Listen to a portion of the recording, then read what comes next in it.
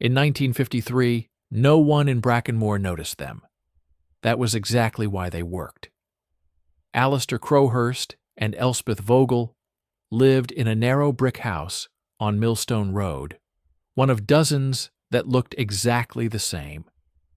Their curtains closed at the same hour every evening. Their lights went out at the same time each night. Their routine never changed.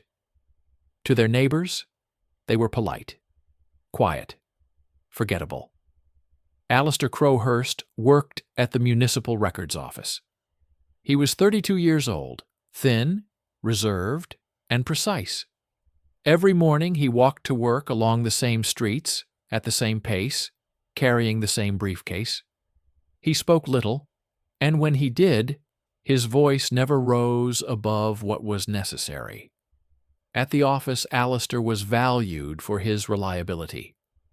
Files returned to their correct place, names remembered without hesitation, errors corrected quietly, without complaint. One supervisor once described him as reliable to the point of invisibility. Alistair considered that a compliment. He believed that order was not a preference. It was a responsibility. Chaos, in his view, was not dramatic. It was slow. It spread quietly, unnoticed, tolerated for too long. Alistair noticed things other people ignored. The man who drank too much and struck his wife once the curtains were drawn. The boarding house owner who accepted young girls and never asked questions. The preacher who spoke of morality while lingering too long near school gates. None of it was illegal, not officially. But all of it represented disorder. Alistair did not feel anger toward these people. He felt irritation, the same discomfort caused by a misfiled document or a crooked picture frame. Disorder offended him philosophically. Elspeth Vogel was different, and yet identical in the ways that mattered. She worked as a nurse at Brackenmore Infirmary. German-born, British-raised, she had learned early that survival required detachment. Her childhood had been shaped by war, loss, and necessity. Pain did not shock her. Death did not disturb her. She treated both as facts. At the infirmary, Elspeth was known for her efficiency.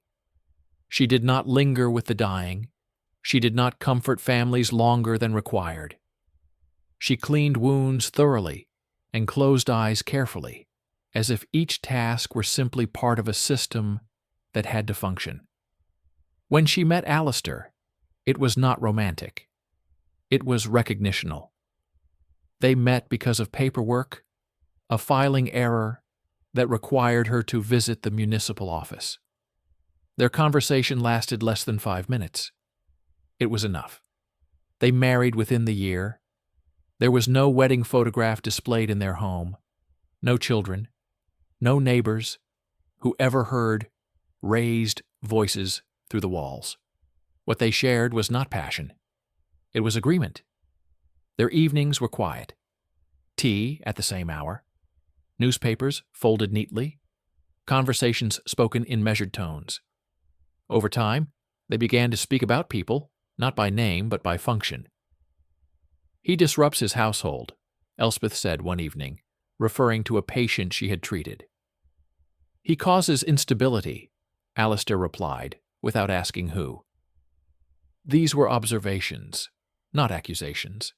The idea did not arrive suddenly. It developed.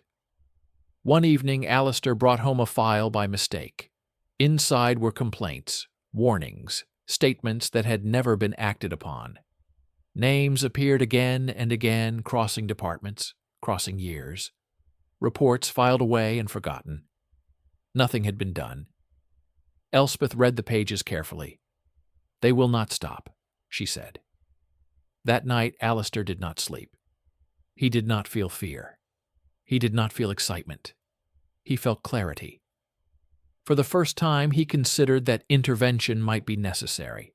Not punishment, not revenge, correction. Removing disorder, he reasoned, could be humane. Elspeth did not object. Their first decision was made quietly. There was a man in Brackenmore whose name appeared too often in too many files. A man whose behavior generated complaints that dissolved into nothing. A man the system had chosen to ignore. Alistair believed the system was flawed, and flaws, once identified, should be corrected. They observed him for weeks. They learned his routine, his habits, the moments when streets were empty and lights dim, each detail recorded carefully. The act itself was brief, mechanical, efficient. There was no panic, no witnesses, no emotion. Afterward, they returned home. Elspeth placed a cup of tea in front of Alistair. "It is done," she said. "Yes," he replied. For the first time, murder was no longer an idea. It was procedure. To Brackenmore, nothing had changed. Factories continued to hum. Streets filled and emptied as they always had.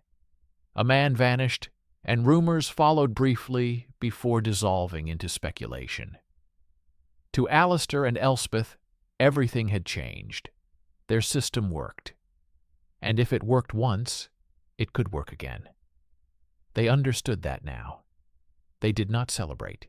They did not discuss morality. They discussed refinement, efficiency, timing, silence. And somewhere beneath the town's quiet routines, a pattern was beginning to form. Invisible, precise, and patient. They believed they were correcting mistakes. They believed they were helping. Part 3 shows how correction became routine.